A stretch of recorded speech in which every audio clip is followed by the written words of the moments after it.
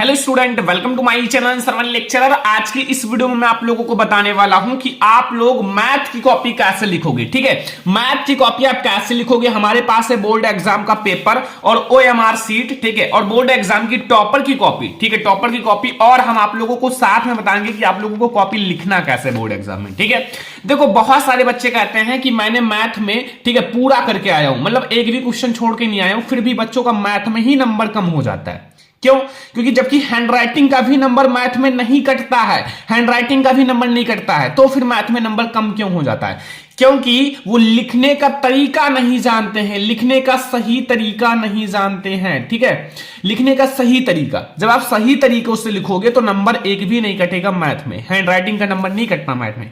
ठीक है, तो ये हमारे पास एक मैथ का पेपर, और मैं आप लोगों को बताऊंगा आप मैथ की कॉपी कैसे लिखोगे, ओएमआर सीट कैसे भरोगे, रफ कार्य आप कहां करोगे। ठीक है, रफ कार्य। ठीक है, तो ये वीडियो लास्ट तक देखना, लाइक कर देना, शेयर कर देना, चैनल बना तो सब्सक्राइब कर लेना। ठीक है, देखो सबसे पहले आपके पास 15 मिनट प्रश्न पत्र पढ़ने के लिए होता है, तो आप लोग 15 मिनट प्रश्न पत्र को ध्यान से पढ़ो। ठीक है, एंड कुछ सामान्य निर्देश हैं, सभी प्रश्न अनिवार्य है, इस प्रश्न के 2 खंड हैं। ठीक है, आ वाला सारे बहुविकल्पीय हैं जिसका आंसर ओएमआर सीट पर देना है।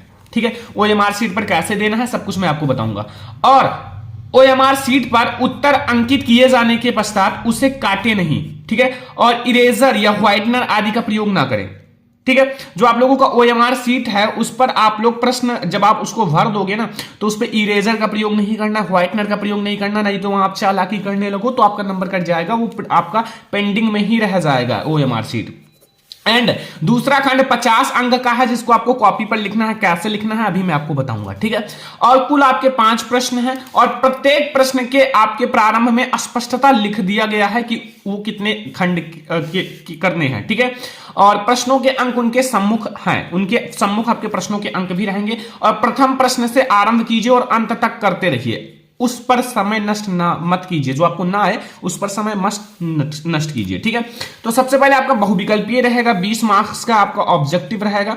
तो ऑब्जेक्टिव क्वेश्चंस का आंसर कैसे देना है देखो ध्यान से समझना, मैं आपको एक एक करके बताता हूं। बहुविकल्पीय पहला, और एक बात याद रखना, आपको बोर्ड एग्जाम की कॉपी में केवल ब्लू एंड ब्लैक पेन का ही यूज करना है। और सेकंड बात आप लोग ध्यान रखना, ठीक है, आप लोगों को ये जो आपको अपना जो पेपर होता है ना, बोर्ड एग्जाम में जो पेपर दिया जाता है उसमें ये काट पीट गोदना नहीं है। ठीक है, ऐसे आपको पेन नहीं चलाना, अगर उसमें पेन चलाओगे तो फिर दिक्कत हो सकता है। ठीक है, पेन मत चलाना, आप लोग केवल पढ़ना और फिर प्रश्नों का उत्तर देना, ये तो मैं आप लोगों को समझाने के लिए बता रहा हूं।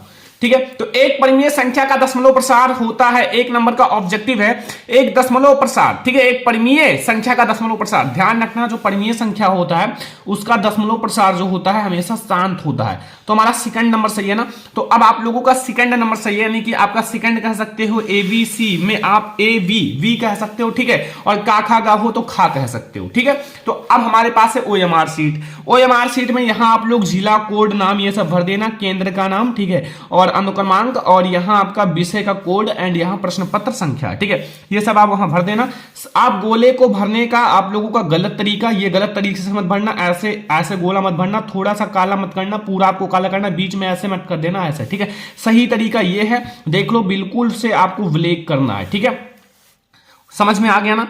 और यहां देखो प्रश्नोत्तर के चारों विकल्प में से जो सही है उसे गोले से निर्देश भरा दीजिए। ठीक है, अब देखो हमारा कौन सा सेकंड वाला सही है ना, तो बी वाला, तो यहां हमारा पहला प्रश्न है, पहले का हमारा बी वाला सही है, तो इसको आप अच्छे से, ठीक है, अच्छे से आप गोला कर लो, बस हो गया, ये बी वाला हमारा सही हो गया। ठीक है, ऐसे आपको ओएमआर सीट भरना है। यहां आप लोग प्रसारथी का हस्ताक्षर, अपना हस्ताक्षर कर देना, कुछ भी जो भी आपका नाम हो।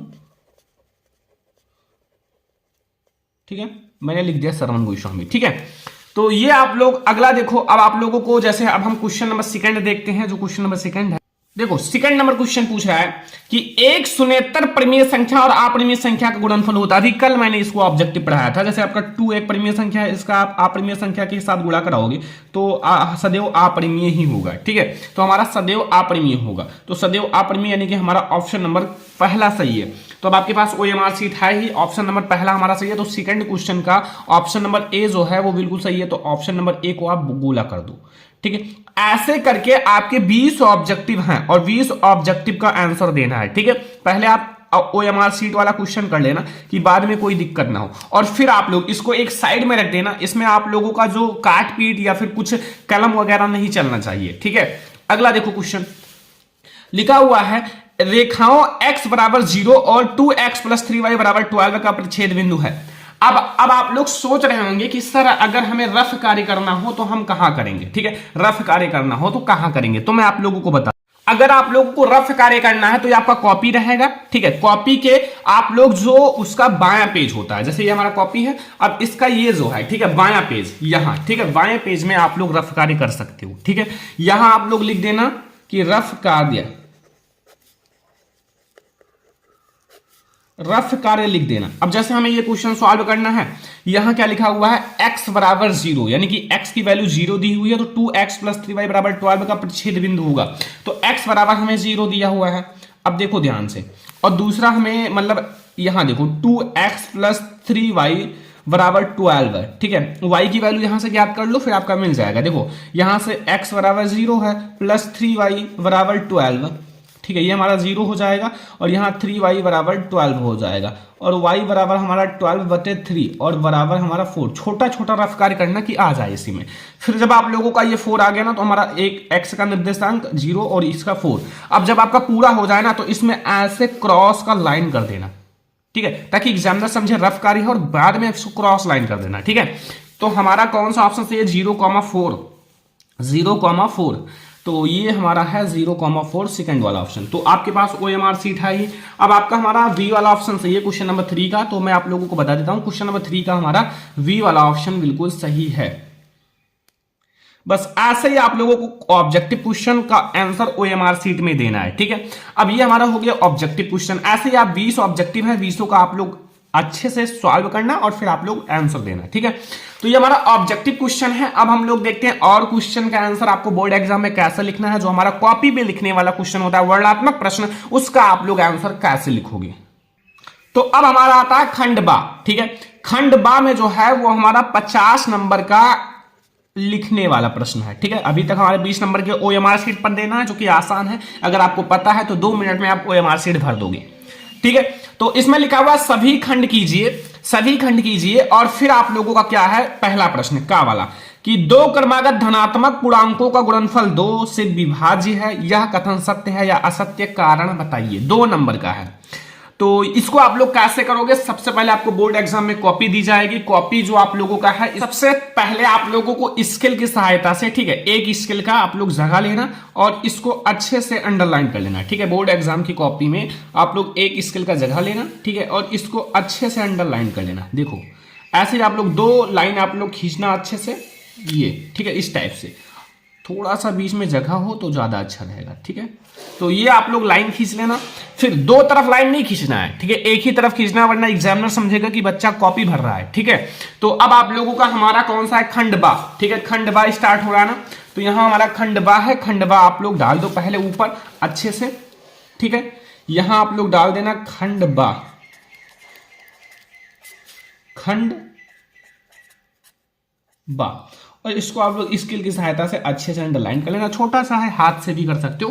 फिर देखो हमारा प्रश्नोत्तर आपका ये वाला कौन सा है, फर्स्ट है। कौन सा है, प्रश्नोत्तर संख्या फर्स्ट है, और इसका हमारा का वाला है। प्रश्नोत्तर संख्या फर्स्ट का है, ठीक है।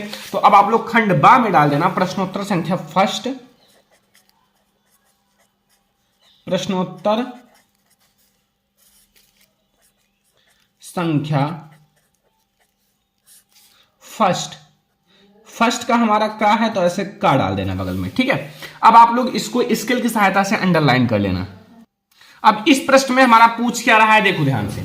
इसमें पूछ रहा है कि 2 क्रमागत धनात्मक पूर्णांकों का योग गुणनफल 2 से विभाज्य है, ठीक है। जैसे 2 क्रमागत धनात्मक पूर्णांक लो और उसका जब हम मल्टीप्लाई करें तो फिर वो 2 से विभाज्य है, तो यह कथन सत्य है या असत्य, कारण बताइए, ठीक है। तो ये सत्य है या असत्य मैं आप लोगों को बता देता हूं, बहुत ज्यादा आसान है। मैं आप लोगों को एग्जांपल के साथ समझा देता हूं, ठीक है।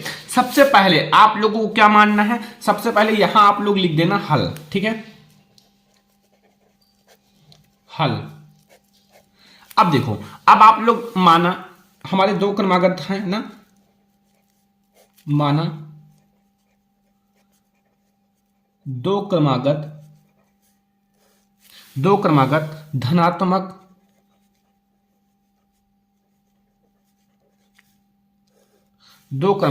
धनात्मक ठीक है संख्या,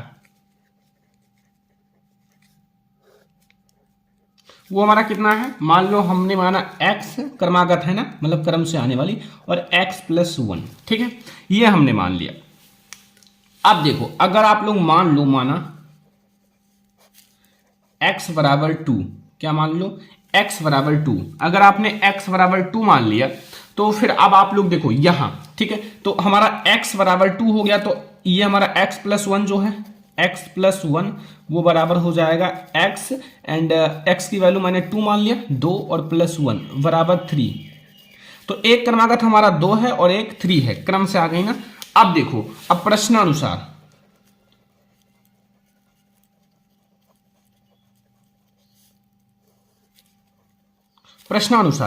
प्रश्नानुसार देखो दो क्रमागत, अब इसको आप देखो 2, एक 2 है, ठीक है, और एक 3 है, इनका मल्टीप्लाई कर लो, दो क्रमागत, इनका जो गुणनफल है वो 2 से विभाज्य है या नहीं, तो ये हमने 2 से कट कर दिया, तो ये हमें कितना मिला 3, तो ये विभाज्य है ना, क्या है, विभाज्य है। तो विभाज्य होने का मतलब है अतः यह 2 से विभाज्य है, ठीक है, अतः यह 2 से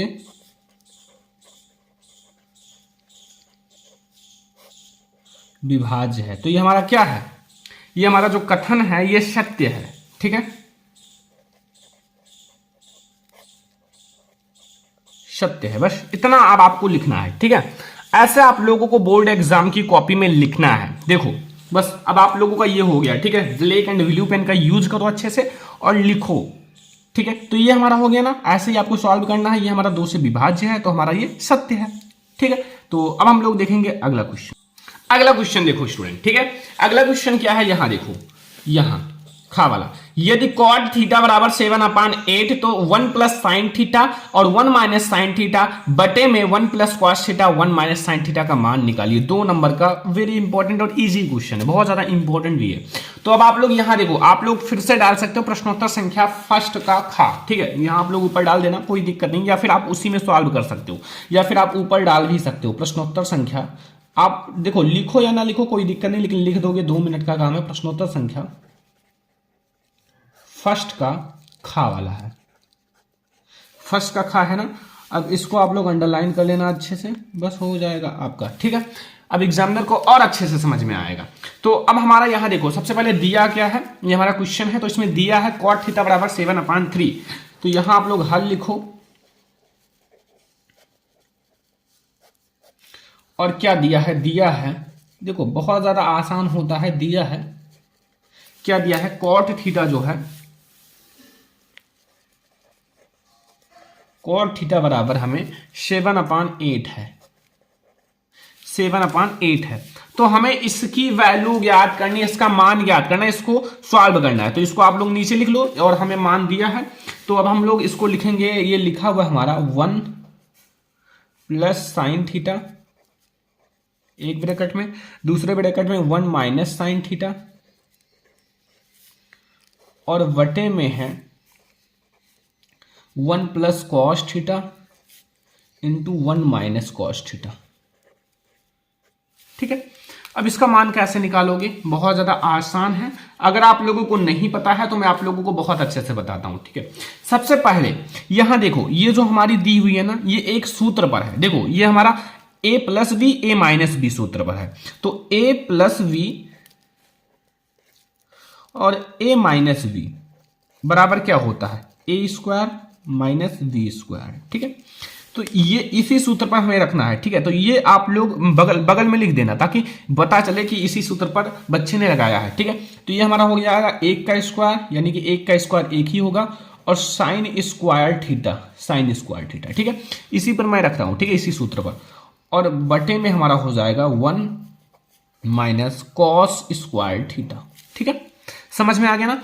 अब इतना करने के बाद अब एक चीज और आपको पता होगा कि 1 माइनस साइन थीटा किसके बराबर होता है। यहां बगल में मैं लिख देता हूं, जो सूत्र आप अप्लाई करो वो आप बगल में लिख दिया करो, यहां चूकी लगाकर, ठीक है। 1 minus sine theta, sine square theta जो होगा वो बराबर होगा कॉस स्क्वायर थीटा के, ठीक है। और दूसरा सूत्र है 1 माइनस कॉस स्क्वायर थीटा बराबर होगा साइन स्क्वायर थीटा के, ठीक है। ये दोनों सूत्र आप लगा दो। 1 माइनस साइन थीटा और साइन स्क्वायर थीटा होगा कॉस स्क्वायर थीटा के, और बटे में 1 माइनस कॉस स्क्वायर थीटा होगा साइन स्क्वायर थीटा के। अब देखो कॉस स्क्वायर थीटा बटे में साइन स्क्वायर थीटा क्या होता है, कॉस स्क्वायर थीटा बटे में साइन स्क्वायर थीटा वो बराबर होता है हमारा कॉट स्क्वायर थीटा के। और कॉट स्क्वायर थीटा की हमारी वैल्यू दे रखी है, क्या दे रखा है 7/8, तो यहां आप इसका वैल्यू रख दो 7/8 का स्क्वायर, ठीक है। स्क्वायर करोगे तो ये हमारा आया जाएगा 49/64, बस हो गया आंसर। जब आप क्वेश्चन को ऐसे सॉल्व करोगे कि लगे हाँ ठीक है कि बच्चे ने अच्छे से लगाया है, तो फिर आप लोगों को मजा आएगा। तो ये ऐसे आपको बोर्ड एग्जाम में कॉपी लिखना है। अब ये हमारे 2-2 नंबर वाले क्वेश्चन है। अब आप लोग सोच रहे होंगे हम 4 नंबर वाले क्वेश्चन को बोर्ड एग्जाम में कैसे लिखें, ठीक है। यहां तक हमारे 2-2 नंबर के क्वेश्चन है यहां तक, ठीक है।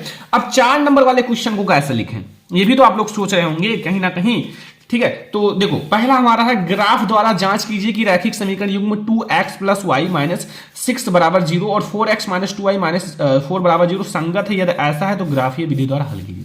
वैसे ग्राफ वाले क्वेश्चन आपके बोर्ड एग्जाम में आएंगे नहीं, अगर आएंगे तो आपको एक ग्राफ की कॉपी दी जाएगी, उसमें आप लोग सॉल्व करना, ठीक है।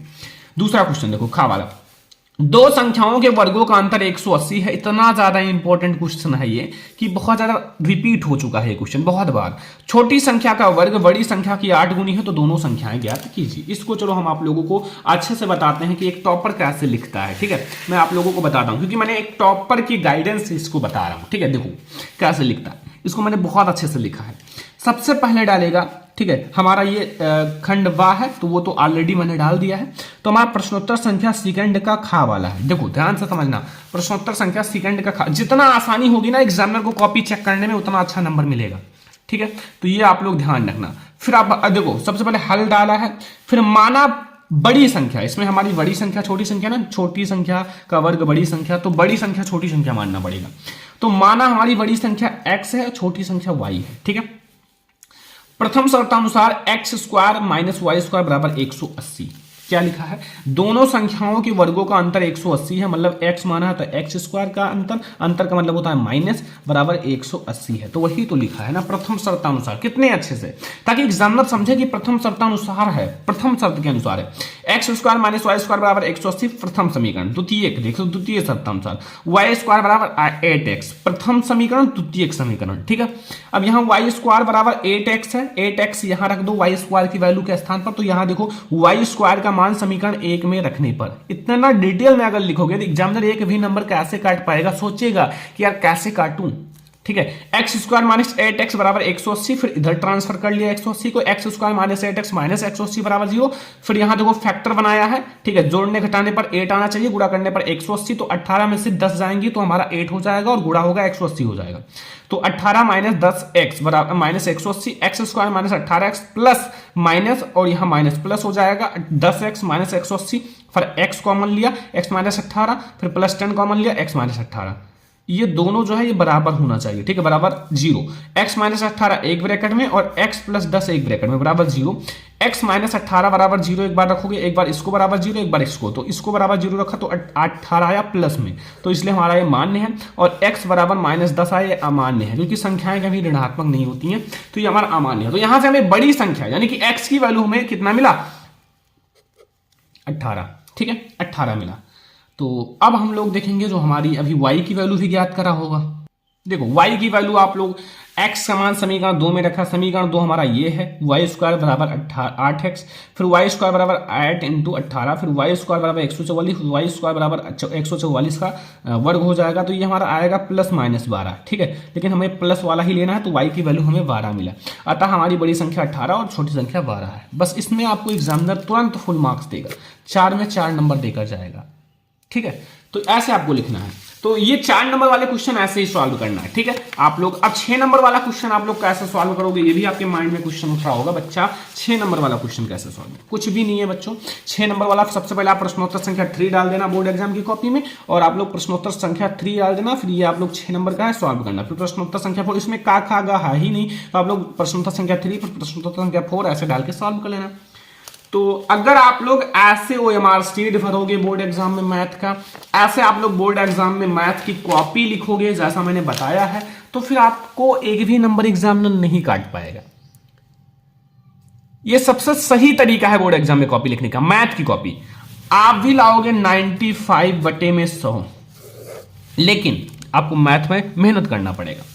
आज का ये वीडियो पसंद आया हो सारे बच्चे लाइक करना, शेयर भी करना, अगर चैनल पे नया तो सब्सक्राइब भी कर लेना, ठीक है। हम लोग ऐसी और बहुत सारी वीडियोस देखेंगे, और भी कॉपी लिखने का किसी विषय का चाहिए तो कमेंट कर देना। चलो हम लोग मिलते हैं नेक्स्ट इंपॉर्टेंट वीडियो में, तब तक के लिए धन्यवाद।